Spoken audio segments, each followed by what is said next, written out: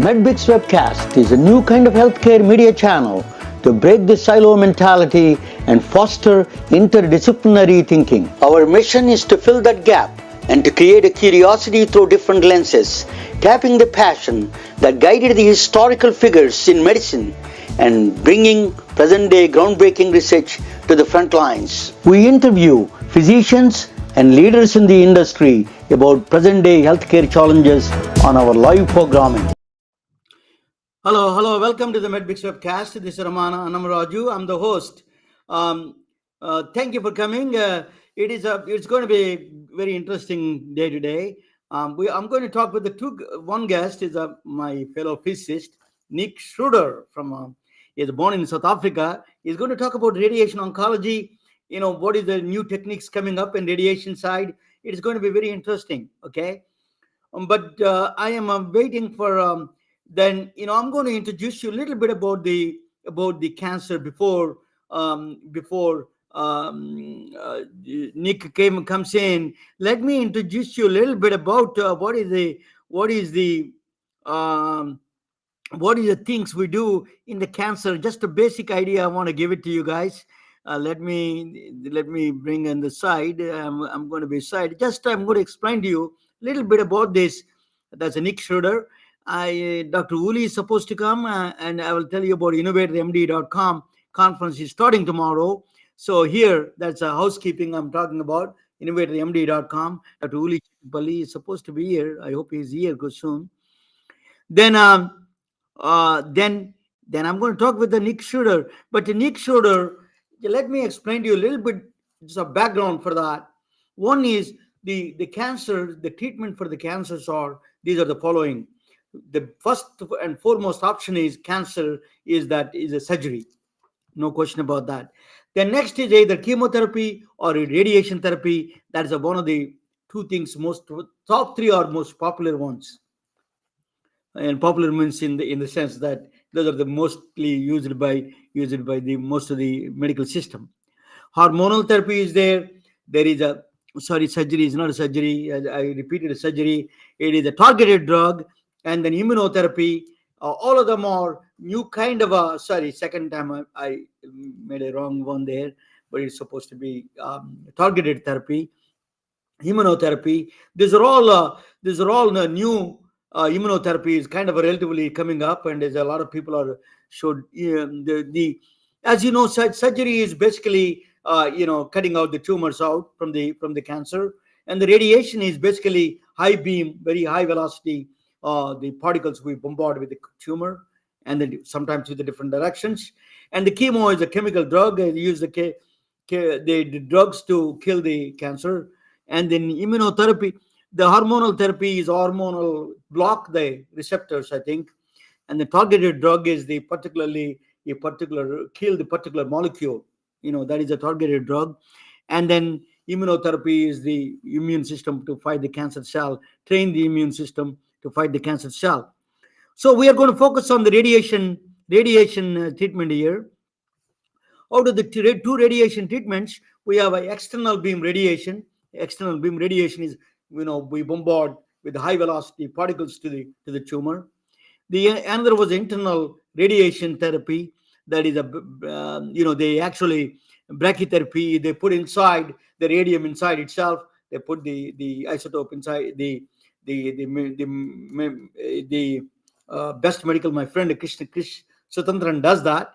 So that they do, that is that they put the radium, for example, radium hospitals used to be called. They put a radium directly on the cancer itself. But we are going to focus today about the external beam radiation. I'm going to talk about it a little bit. Let me bring, then he can explain to me, he explained these things better than me. Let me bring Niek Schreuder, is a CEO of Leo Cancer Care. Let me introduce you. Okay, welcome Nick to the MedBix Webcast. Hey, great, Ramana. Thanks for having me again. Thank you. You came before the beginning of my podcast days. It was exciting. Before you go into your chair and all those things, I wanted to, because you are an expert in all the radiation treatment, I wanted to do some of the particles. If you can if you can explain to people what this. You want to give some background of yours, Nick? Give me your background a little bit. Yeah, no problem. So I'm a medical physicist by training, originally from South Africa, but I specialized in the beginning, right, all my entire career in particle therapy to irradiate cancer with particles, being neutrons or accelerated protons. And I've never really used carbon ions or helium ions, but you can do external beam radiation therapy by shooting a beam of radiation at the target inside the patient's body from outside the patient's body. That's called external beam radiation therapy. We introduced the concept of internal radiation, where you put the radiation inside the patient's body. But what I do, and I specialize my career in, is in particle therapy using either neutrons or accelerated protons. And when you shoot the particles in, they're very Yeah, heavy. yeah. Nick, if you don't mind, I wanted to show you. Can you run down this? I'm going to show you this. This, but can you go through one by one, and then we can. Yeah. Okay, great. So what you see on the spectrum there is all the particles, all the type of radiation being used for radiation therapy. So on the left top Let there, us you have, talk about electron first. Yeah. yeah, electrons basically is the lightest particle that is outside the nucleus, and every nucleus is surrounded by electrons, and you can accelerate these electrons in an electric field and again shoot them into the patient's body. But they're very light and they scatter all over the place, so they're really not highly focused. But they do stop at a certain point. But again, because they scatter so much, they do not have a discrete stopping point. They're light Now, particles, right? They cannot penetrate too far into the body, right? yes, I mean they you can of course get them very high energy and they go all the way through, but because they're very light, an electron is 1,800 times lighter than a proton. They scatter all over the place, and so they also do not stop at a discrete point. If you go protons, it's 1,800 times heavier than an Yeah. electron. Let us start. Electron. What kind of cancers they usually treat with electron? So electrons used to be used for shallow tumors, Cancer, that is, skin cancer, probably, right? Melanoma. yeah, skin cancer or something that's deeper than skin. Skin cancer you would typically just treat with radioactive source or with low energy X-rays. But if something was like deeper, but electrons really became problematic because they really do not stop at a very short distance. So your dose fall off beyond the stopping point was still fairly. You still give a significant dose to the tissues beyond the stopping point of the electrons. Okay. Now, protons, of course, stop Then let us abruptly. talk about one by one. X-ray. What about X-rays? Yeah. So X-rays, of course, then is what we all know. X-rays, when you go and you take a radiograph, and X-rays by nature is really good that they go all the way through the patient's body and they get attenuated by different densities in the patient's body. So you get low energy X-rays that is used for diagnostic purposes. Yeah. But if a tumor is deep, and let's say a prostate is in the middle of the patient's body, then you have to shoot the beam right through the patient's body, and you crossfire these beams. So where the beams cross over, you have the high dose. Now, how do you get X-rays? That's actually important. How do you get X-rays? X-rays is generated outside by electrons interacting inside the nucleus, and also interacting with the electron cloud around the nucleus. And if you shoot, for example, high energy electrons into a block of tungsten, then you get high energy electrons coming out from that interaction. So to generate the high energy X-rays, you need to shoot electrons into a target.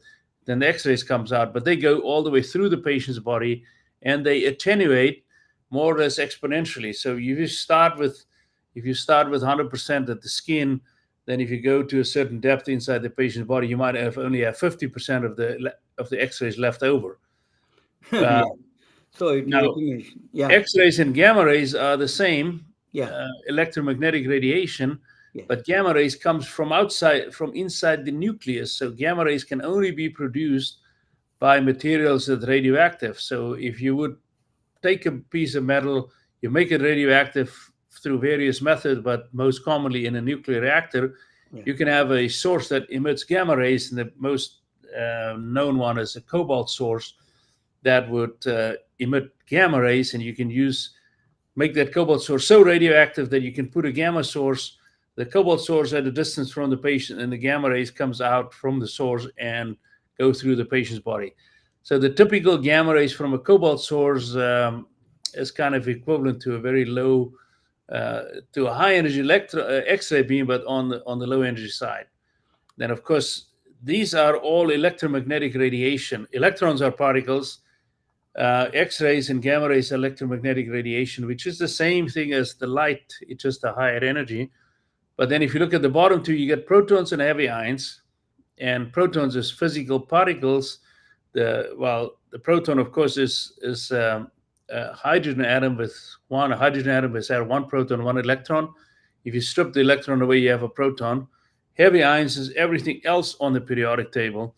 As soon as you start going to multiple protons and multiple neutrons in the nucleus, then you have a heavy ion. So the one that's used most for clinical work is the carbon 12. So you take carbon, you strip some of the electrons off, it became positively charged, and you can accelerate them and shoot them into the patient's body. So that's in a nutshell what these Yeah. things are about.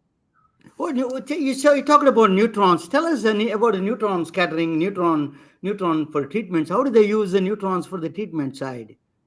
Yeah, so neutrons was postulated way back in 1937. Chadwick discovered the neutron, and 2 years later, they used neutrons to treat cancer with it.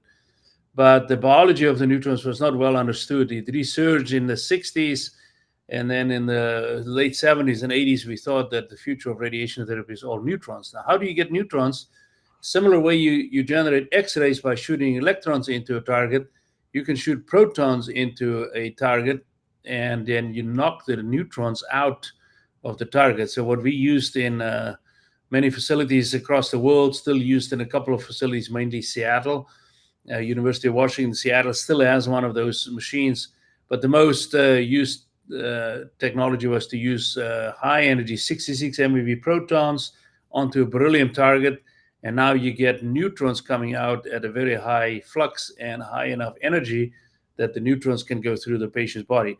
Now, the way the neutrons interact, remember, a neutron doesn't have a charge, an X-ray doesn't have a charge, so it's indirectly ionizing. The neutrons would knock out protons, lose the energy. The protons deposit the energy to the patient's body. The X-rays knocks out electrons. The electrons deposit the energy. So it's called indirectly ionizing. So neutrons looks similar to X-rays from a radiation dose delivery perspective. Okay. And protons and heavy ions look similar. Protons or heavy ions like carbon, they use a special advantage in the physics, is Bragg effect, right? The So Bragg peak. when you stops that at the end, it's like a car. If you do a stop, immediate sudden stop of the car goes up. The energy is released quite a bit. If you make a sudden brake on the car, when you see traffic light, the car pushes go up. That means the energy is released. So same thing, that's called Bragg effect. Similar way, the Bragg effect, when you have a protons hitting that one, it is just to go there and the deposit more energy there. Can you explain a little bit about the Bragg effect, Nick? Yeah, so it's really fascinating, Yeah. and it's really fascinating that in 1902, a guy with name was William Bragg postulated that if a charged particle, and he postulated for alpha particles, which was known at that point, if an alpha particle or a charged particle will go into a medium, then the charged particle is positively charged, and there's a lot of electrons flying around. So the positive charge would be attracted by the negative charge and slow down. So now let's go away from alpha particles and let's think about a proton. So if you shoot a proton into a patient's body, the proton is, of course, positively charged. There's a lot of electrons. The electrons see the proton, but the proton moves very, very fast, about half the speed of light at the time it comes in.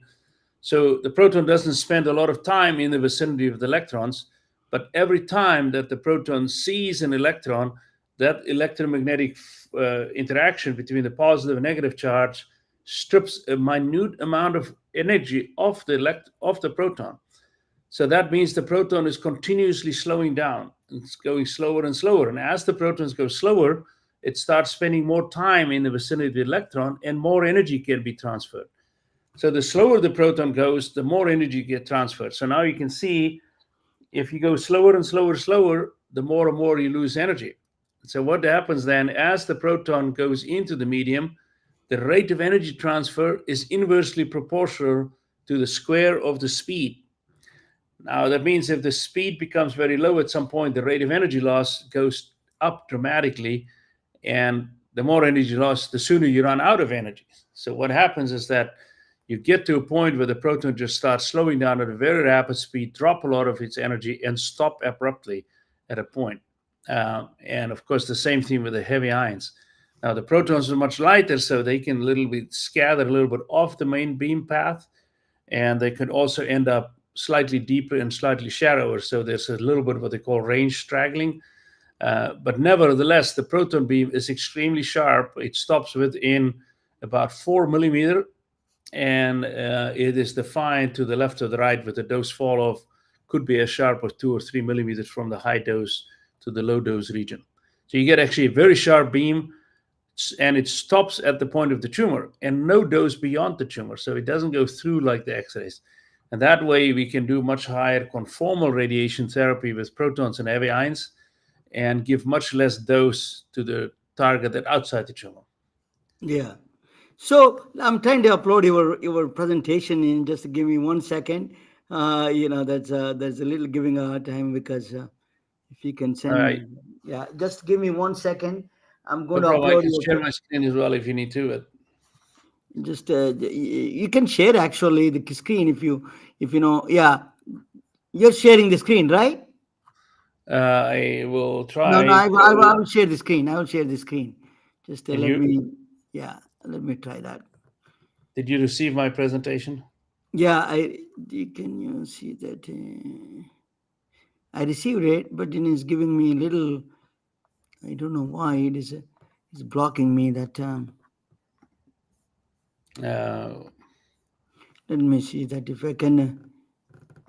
I can try share. Select the tab to share entire screen. We'll do entire screen. Okay, let me share here. Yeah, you can share probably. Okay, people will see me now. I'm trying to cancel it, but it's not canceling. I don't know. Can you see my screen, Ramana? Yeah, just 1 second. I have a little problem here with the Google Drive. It is giving me a little trouble. I don't Do know you have? why. Yeah, Can now I can see. Okay, let us see that if you can if you can bring it. I try to bring your presentation. Yeah, it's there. I think it's there. I don't know. can do we have any communication with the other people on the call? No, why? That is some people are calling. No, no. I'm asking whether they can see it. Yeah, that's you can see now. You can see that is yours. Okay, right. So I'll just go back here and we talk about what Leo Cancer Care. I'm the chief scientific officer for Leo Cancer Care. Is doing is to go into the paradigm of upright radiation imaging, upright imaging and radiation therapy. And as we talked about all the forms of radiation therapy, we believe that if we go upright, it can have huge clinical benefits. And what is meant with upright? The current paradigm for radiation therapy and imaging is to have the patient lie down and the beam rotates around the patient. Now, we say the new paradigm is, can we do upright where we keep the beam stationary and rotate the patient? So What is it's the purpose of what is the advantage of being upright position? Is it comfort or is it a clinically more significant also by staying yeah, upright? yeah. I have a slide. Let's hold that thing Okay. and then I'll walk through the slide quickly. So that's just the concept of upright. And I just want to show this slide that in the beginning days in 1956, Okay. patients were treated upright. That was the first variant Linac at Stanford. And but the patients were all in those days were all late diagnosis. The patients were very sick. They were typically bedbound and were forced to lie down. But nevertheless, this is how patients were treated. But then in 2024 right now, we all deal with earlier diagnosis. Patients are born mobile, and we believe the patient, we can go back to the paradigm of upright. Now, what's the benefits of it?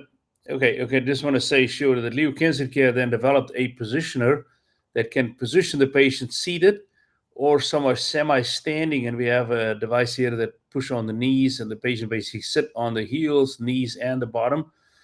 And then we developed a CT scanner that goes around the patient. It's a dual energy CT scanner. And now this machine that positions the patient upright and image the patient upright with a CT scanner can be placed in front of any radiation therapy beam. And we believe there's already a little bit of evidence building up that every part of the patient's body that show here, 73% of all cancers involve liver, lung, head and neck, breast, and prostate, is actually better treated in the upright position from a psychosomatic perspective, an anatomical perspective, gravitation perspective, and everything. So We of course cannot. yeah, Go ahead. go ahead. Yeah, explain to me why what is the cost benefits and yeah, go ahead, please, please. Yeah. The next slide is actually one, but I just want to point out here that if you want to treat upright, you kind of have a limit. You cannot treat from the upper thigh down. So this, we can only treat from the thigh upwards. It's understandable if you want to treat a patient's knee in this upright position, the patient's head will be through the ceiling of the room, so it becomes very difficult. Yeah. I'll skip over this slide for the moment. But here's the three pillars of why we want to do upright, what we Yes. call upright renaissance. The first one is the improved patient experience. It's a more human posture, and we never go into any battle lying down. We never lie down unless we sleep. We do nothing lying down. We always attack problems upright, so the patient feel much more empowered, more participating. The patient can do eye-to-eye contact with the people, and you do not have to go lie down in a very threatening and vulnerable position. The next one is, of course, a huge reduction in cost. I mean, if you do not have to rotate the radiation beam, and that's more relevant in the proton therapy space, where rotating this very expensive and very difficult beam to rotate around the patient is very expensive. And we can actually make these machines now mobile. If you just rotate the patient's body is used to rotating. We rotate all the time. We actually never still. Rotate the patient's body is far easier than rotating the beam. And then So how do you reduce the cost of it? Because gantry is a big gantry moving around, and they're moving this, maintaining all these paths for the beam. High beam is a very expensive. If you're shooting one straightforward shoot with the revolving chair is much better. That's what you're saying. It is not. It's a lot. You can cut down the cost that way. Is right, that right? and the shielding, you also have to shield the beam only in one Yes. direction primarily, right? Correct. Now, also, because the beam is stationary, we can actually be much smarter of how we deliver the beam. How do you collimate the beam? How do you steer the beam? How do you switch it on and off? And all those things becomes just 10 times easier in the upright position. So all we really need to do, rotate the patient instead of rotating the beam.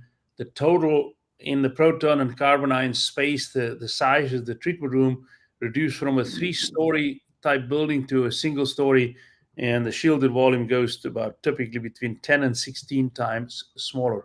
So, As the Nick, I was involved in a nuclear machine one time. Sinclair is called. They used to use a rotating chair. Actually, that is not. They use a rotating chair. yeah. Yeah. No, and that's the whole thing. So that's back to the past. We're going Yeah. back to the past. Back to the past. Yeah. That's a. Yeah. Yeah. And So and we are making good progress. We have Leo Cancer Care has about 15 signed contracts, and another 5 are coming for the rest of the year. So the train has left the station. People are adopting this. People see the value of much less expensive radiation systems, much smaller, and these proton machines can now fit into existing X-ray therapy machine rooms, right? Okay, let me just give me a break a couple of minutes while you are staying there. Stay there. I want to bring a Dr. Uli Chetipalli. Tomorrow there is the Innovator MD conference starting just I want to bring him for a couple of minutes and then talk about the tomorrow conference. He just joined us. Dr. Chetipalli, just welcome to the Medwix webcast. Just tell us a little. I'm talking about Nick is a very revolutionary guy. Yeah. He is Yeah. passionate about it. How to doing a cancer treatment. He's coming up with the new innovations. Pride position chair, as you are hearing at. Dr. Chatterpalli, that you are having a tomorrow big conference. Tell us a little bit about that. Yeah. Thank you for having me, Ramana, and Nick. Thank you for that great innovation. It sounds fantastic, and I wish you all the best. Thank you. Um, so I am, I'm the host and also the founder of Innovator MD. Innovator MD is a community of healthcare people, physicians, nurses, techs, and other technologists like Nick. So we talk about innovation in healthcare, and so I have 30 plus speakers that are coming over the next 3 days, starting tomorrow at 8 a.m. PST, Thursday, Friday, and Saturday. So we have keynotes by some prominent physicians and other researchers and reporters. Um, for example, we have Tom Mueller coming. He talks about dialysis machines and the dialysis industry, and he wrote a book on it. We also have Dr. Marty Macri, who is a physician surgeon John at Hopkins. Johns Hopkins. Yep, he's coming. He's one of the keynote speakers. He's going to talk about his thesis on blind spots in healthcare and how to solve those problems. We also have Dr. Harvey Castro. He's the expert in Chat GPT and how to use that in healthcare. Um, and we have, Dr. Apurv Gupta, who is a proponent of the concept of introducing love into healthcare organizations and how that changes the paradigm on what it means to be a healthcare practitioner in a healthcare delivery company. We have some amazing speakers, both large and small, and working on their ideas and innovations and concepts that they're bringing to table. Our main mission at Innovator MD is to elevate these innovations and create a platform and a network of people who can support innovations.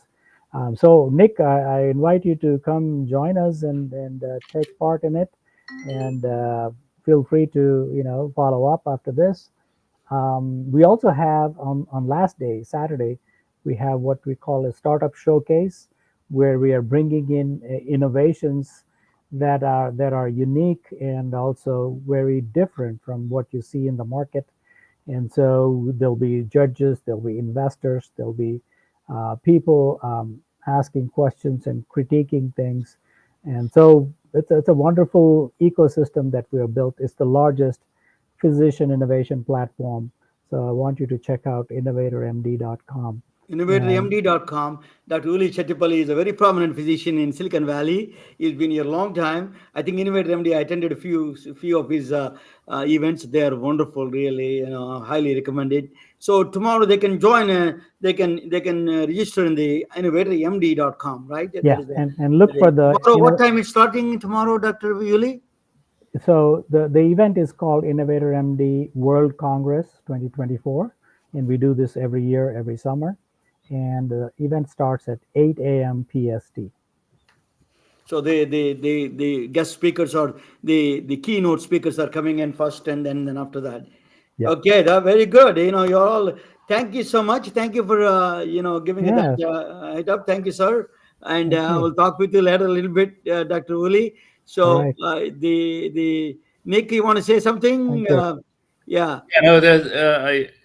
It's great to meet you, Dr. Uli. I'm on my way to England for the weekend, so I would not be able to participate. But let's stay in touch. I mean, Yeah.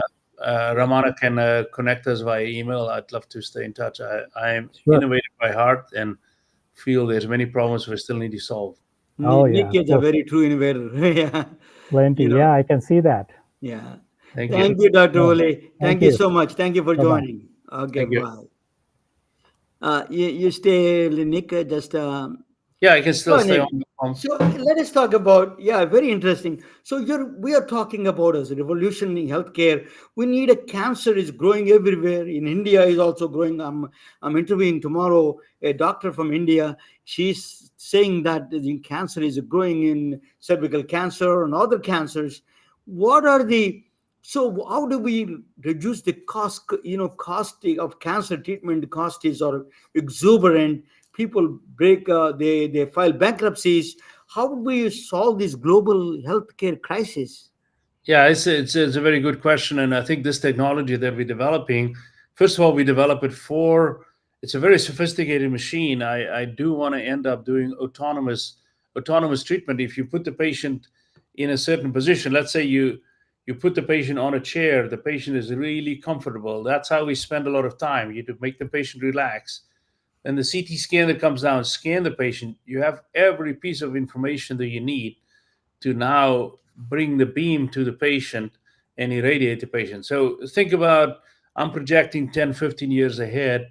I'm in the middle of a desert in Africa, and I have a machine on the back of a truck, and the patient gets strapped in, and I have experts sitting elsewhere in the world, top physicians in Yeah. India, in wherever, that can review the information that comes in, and you can have the machine deliver the radiation to the patient. So that's the way we're going to solve radiation therapy in the developing country, where the bottleneck will always be highly sophisticated trained people. But we can take the machine to the people, measure where the patient is, measure with the CT scanner, and apply the radiation prescribed by a radiation oncologist that could sit elsewhere. So I think we need to make this the technology rock solid. Often there's a this horrible misconception that you can send a 10-year-old machine or a used machine into the developing countries, and that's just horribly wrong. You need to send the machine that's the most sophisticated machine that can actually operate without any technical support, without any expertise. That's the machine that need to go. And my colleagues and friends in South Africa, together with Lawrence Court from MD Anderson, had already started developing tools that can do uh, these calculations, these highly sophisticated calculations of radiation, can do that automatically, and it can actually do it as good as the humans can do it. So that's the first step. If we can follow up with a machine that can then apply that, measure where the patient is, and apply the radiation in a very, very safe manner, then I think we have a tool that can bridge that gap. So chair is agnostic, right? You can use any kind of beam, not only the X-rays, electrons, gamma rays, or proton therapy or heavy ions. The chair is agnostic to the radiation. Only problem is that we need to manage that beams. Yeah, but our system goes in front of any beam. So we are also standardizing the way we do radiation therapy, whether you use protons or electrons or whatever. The way you position the patient is better, and the patient can actually participate. So we are often people, it's not my statement, often people say that the most intelligent um, unit in the treatment room is actually the human brain that we're not using in the treatment of cancer. We actually expecting the patient just go lie down and do nothing. Where I see the future is that we actually have the patient participate and say, I know I'm sitting too much to the left, so let me shift myself a little bit to the right. And at that point, you say, okay, now hold still, and you can use different techniques to help the patient hold still. Another challenge is, Nick, not only you're shooting the beams to treat cancer, but you have to have a imaging aspect, same time, real time.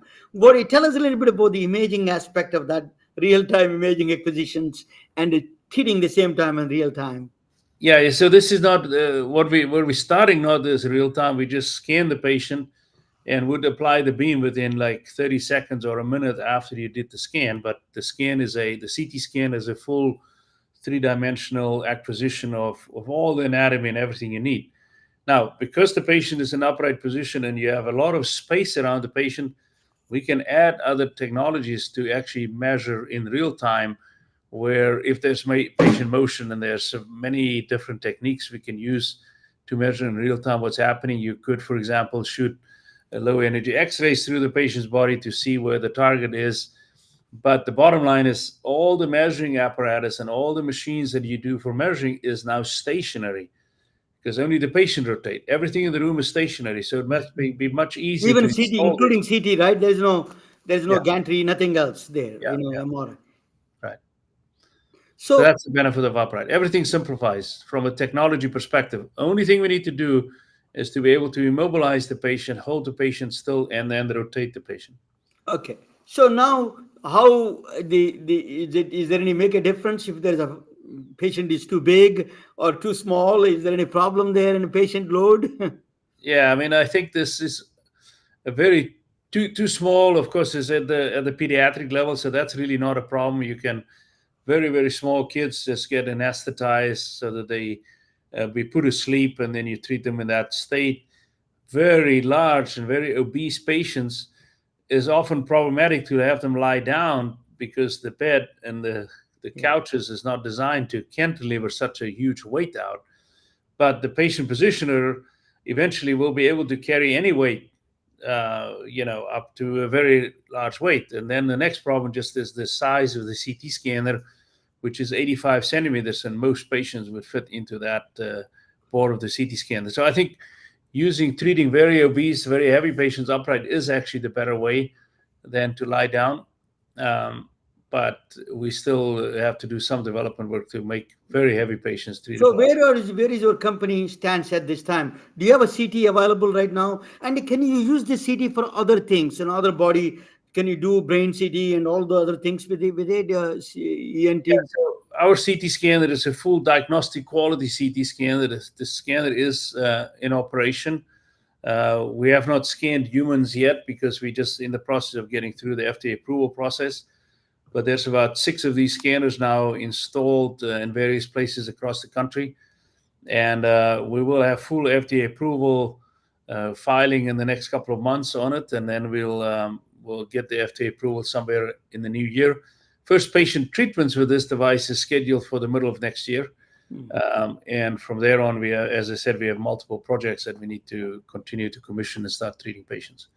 You're starting something in South Africa also, right? I spoke with one of the cancer advocate person, Salome Meyer. She joined from South Africa. She was talking about cervical cancer is one of the prevalent cancers there, and breast cancer. So how does it play a role in let us say in your home country, South Africa, Elon Musk country? I'm not too far from Elon Musk factory Yeah. here. We don't have a definitive project in South Africa yet, but we're working with several institutions that see the value of it. One, when you talk about cervical cancer, is an important one because as you go upright, the abdominal fluids is pushing down into the Yeah. pelvic triangle and actually stabilizes I published a paper 2 years ago to show that in the upright position, the prostate position is not a functional bladder full, because whether the bladder is full or empty, there's just different fluids that pushes down into the pelvic triangle. That same will be true for cervical cancer. So I do believe the best way to treat cervical cancer is upright. And so we are working with a group in Bloemfontein in South Africa that is interested in seeing if there's a way that it can find the financial means and to develop an upright. Actually, we are developing an upright X-ray therapy machine, and that would be a good machine to start doing cervical treatments, for example, in the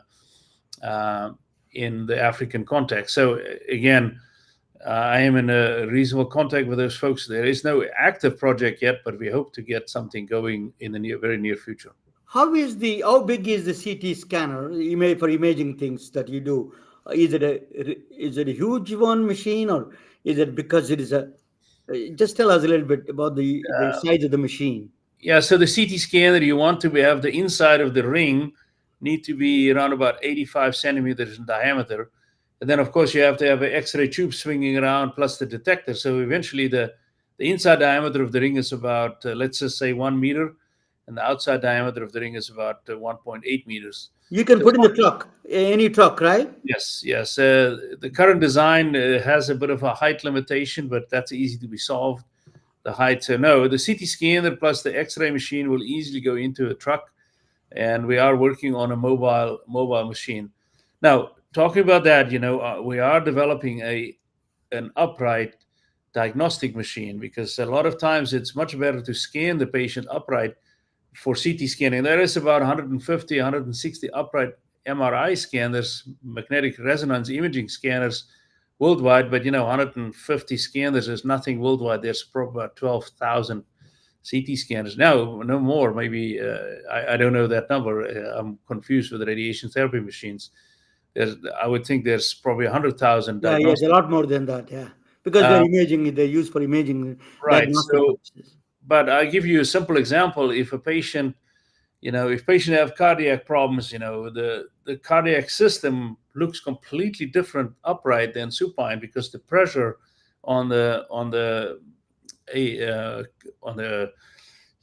veins are completely different upright. So it's best for a doctor to evaluate cardiac stuff in the upright position. Another very simple case is hernias, right? If you Yeah. have a hernia, you cannot see the stuff protruding through the diaphragm in the supine position. As soon as you upright, you can see it. The other thing is weight bearing stuff along your spinal axis. So there's a huge need for doing CT scans in upright position. We start developing a CT scanner for radiation therapy, but that same scanner is of sufficient quality to also be used as a diagnostic scanner. So one of our components is to enter into the space of diagnostic imaging in an upright standing or seated position. How long is going to take to approval that, to get approval for that upright position CT scan? Where how far you are into it? Yeah, I mean, we are getting approval for a CT scanner that's in the works, and once that CT scanner is approved, then the diagnostic machine is just a subset of that, so that should be fairly easy. But that is scheduled for 2025 to 2026 in that time frame. Let us talk about the beams, beam deliveries. Proton requires. I attended. I don't know whether you remember or not. I think I remember you before I came to my podcast in this year's coming second time. First time I attended Emory University. I thought that some hotel gave a talk in Atlanta. I attended that one and I was so impressed. Proton therapy but it required a huge structure for the proton therapy. So a lot of times, proton therapy has some advantages, particularly children's treating the cancer with the children. So how do you reduce the size of these delivery systems? Either electron therapy is the easiest one. Probably electron beams are easier one to produce than the proton and heavy carbon ions. Yeah, the accelerator still, I mean, the proton is 1,836 times heavier than an electron. So the accelerator is significantly bigger. But several companies have started developing extremely small accelerators. And one company called Mevion Medical Systems developed an accelerator that can just sit next to the patient. So the accelerator is literally 3 meters away from the patient. And together with our system, that proton therapy machine now actually takes a smaller footprint than a typical X-ray treatment machine. So We we are able now to fit the proton machine into an existing room where that was designed for a X-ray machine. Really, you Yes. can fit the entire proton therapy machine into the a simple X-ray room. Yes. That's going to be a revolution. In fact, And, that's right. and the first one of that is being installed right now at Stanford, and then Baycare in Tampa, and Morristown in New Jersey is signed agreements with Mevion to install those. The first one that will treat upright with protons in basically a room that is the same size as a linear accelerator room will probably be at Stanford in 2025. Amazing. So you did so the delivery systems are still, with all the money that we spend, still is not that sophisticated. They're still evolving the delivery systems. But he came up with a very innovative idea. That is a chair is a simple idea, but it's just a chair, you call. But it's a truly innovative. Simple, Steve Jobs called the simplicity is the ultimate sophistication. Right. That is that is really, you're reducing the cost, reducing the size, reducing the cost, reducing the affordability. All of them are it's a very important in size, and all of the particularly countries like India and China and countries like Africa, in African continent. These are all big challenges in rural areas. I was talking with the doctor in India. He was saying the biggest challenge we have is the rural areas. We cannot send any machines to do anything in there. Yeah, So it's all, a lot of them by the time they came in, stage 4 cancer by the time they came in. yeah. So that is, I think we have a global challenges in the cancer treatment, cancer detection. What about the screening side? Do you have some ideas about the screening side of the cancer? Yeah. That was the other thing. When you go for a chest, or when the doctor thinks there's something wrong with your lungs, you never lie down to take a lung X-ray.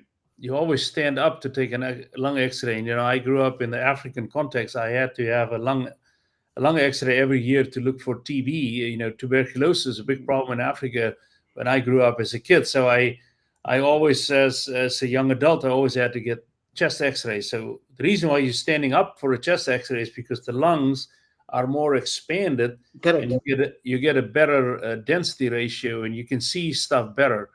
Now we can do a lung CT with the same effort as a lung X-ray. So you just sit down, the CT scanner comes down, scan your chest.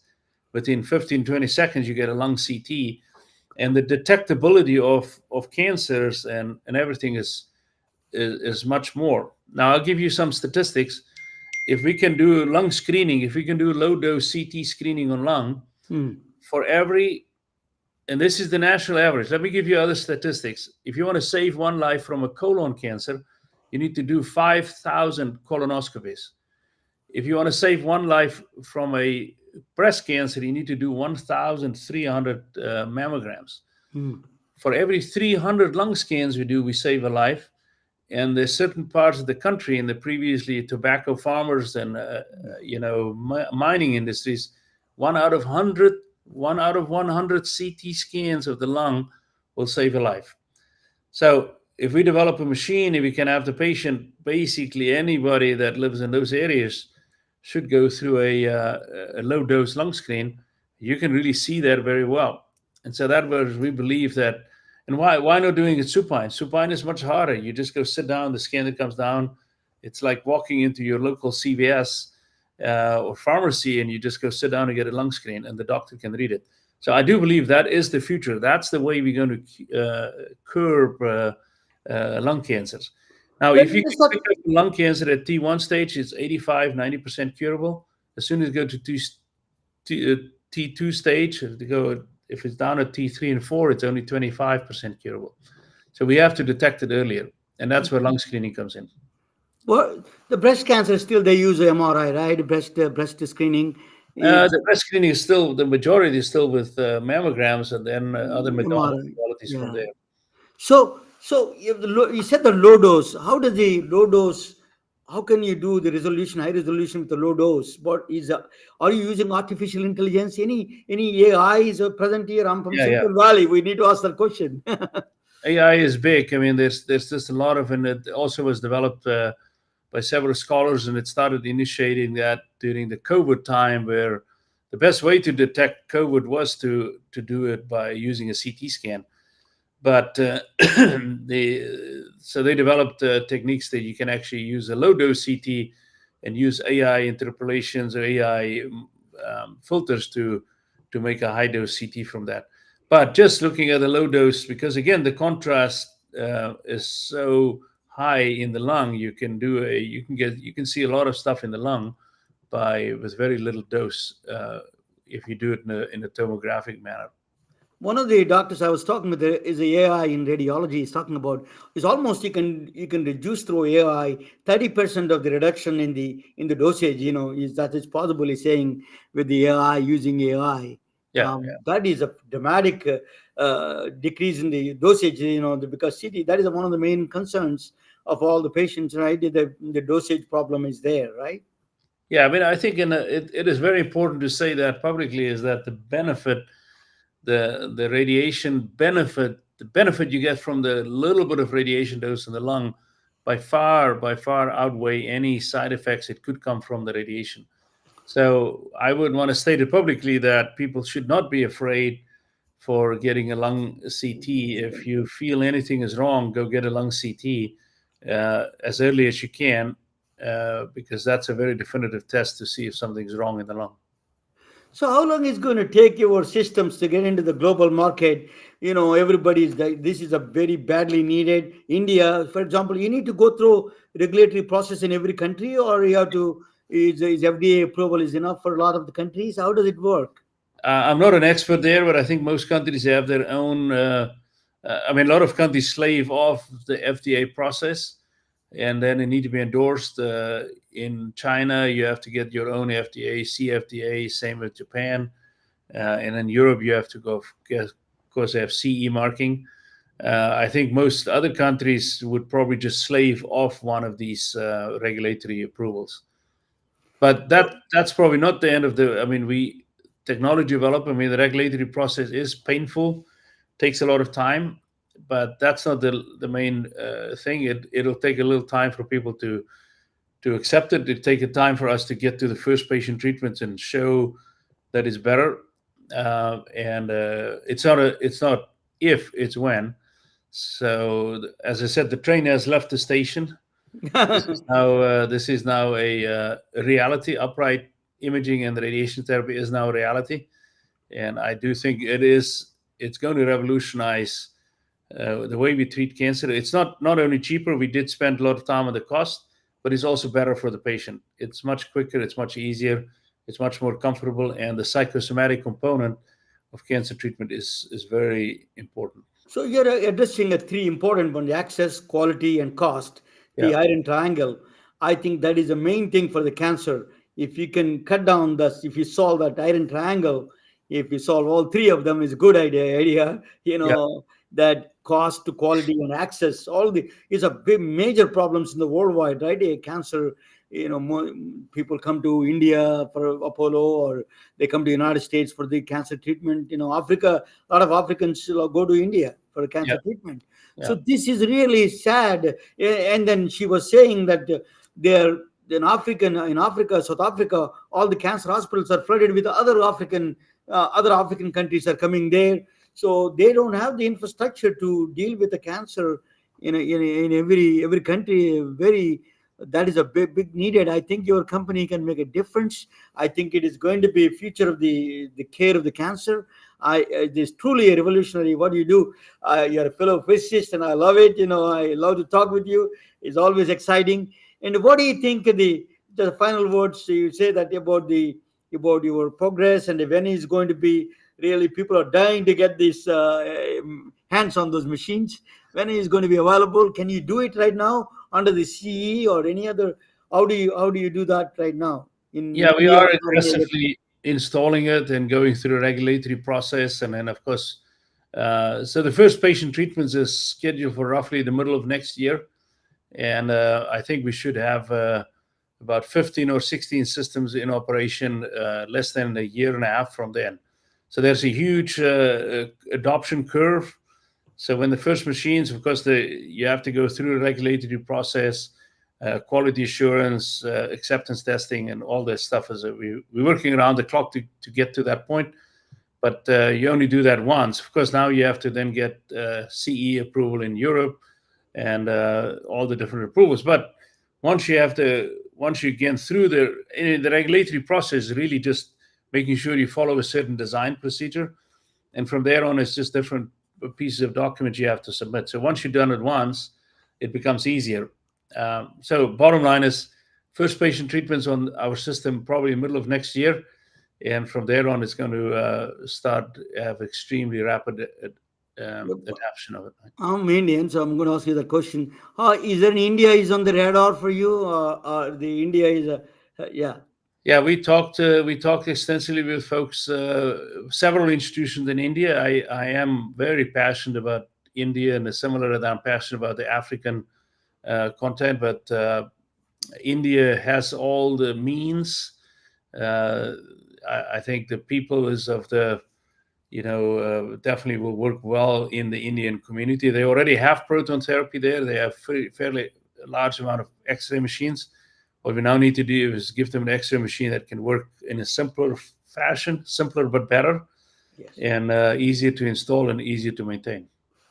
Thank you so much, Nick. You live in Knoxville, right? Knoxville, Tennessee. I still in Knoxville, Tennessee. Yeah, I have a good friend, Oak Ridge. I go to Oak Ridge. I used to go there. Yeah. It's one of those centers, nuclear. The Oppenheimer, all the nuclear stuff started in Oak Ridge. Yeah. As I call secret town. Thank you. It is truly an honor to talk with you. It's a very informative. You are truly revolutionary. You are like a mentor for people like physicists like us. I know we want to be in your place, in your shoe. But Right. it is truly remarkable. Thank you so much for coming on the show. Great. Thanks for the invitation, and good night. Thank Good you. night, all of you. Bye. Good night, all of you.